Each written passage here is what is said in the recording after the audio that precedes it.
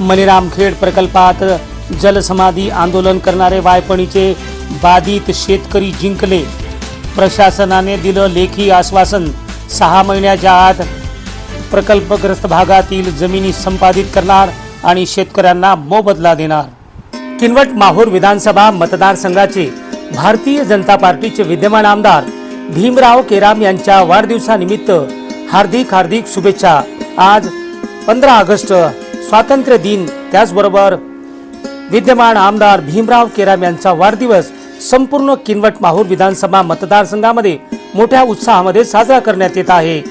DT news मराठीतर्फे आमदार Bhimrao carrom यांना वाढदिवसाच्या हार्दिक शुभेच्छा। नमस्कार, डीटी न्यूज मराठीच्या या प्राईम टाइम बुलेटिन मध्ये आपलं सगळ्यांचं पुन्हा एकदा मनपूर्वक स्वागत आहे। मी आहे विलास आडे।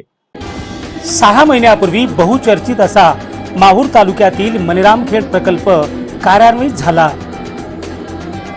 शासनाने शेतकऱ्याच्या जमिनी संपादित केल्या, त्या व्यतिरिक्त इतर जमिनीमध्ये हे प्रकल्पाचं पाणी शिरू लागलं, त्यामुळे शेतकऱ्यांचं प्रचंड नुकसान होत होतं। मागील 6 वर्षापासून बाधित शेतकऱ्यांनी संबंधित विभागाला वेळोवेळी निवेदने दिली, आंदोलने केली, पण त्याचं फलित मात्र मिळत नव्हतं।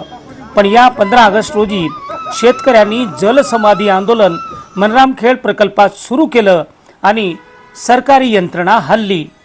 संबंधित विभागाच्या अधिकाऱ्यांनी जलसमाधी आंदोलनाच्या ठिकाणी येऊन शेतकऱ्यांना लेखी आश्वासन दिलं असून येणाऱ्या 6 महिन्यामध्ये बाधित शेतकऱ्यांच्या जमिनी संपादित करणार आणि त्यांना योग्य तो मोबदलाही देणार असं प्रशासनाकडनं कळविण्यात आलेलं आहे।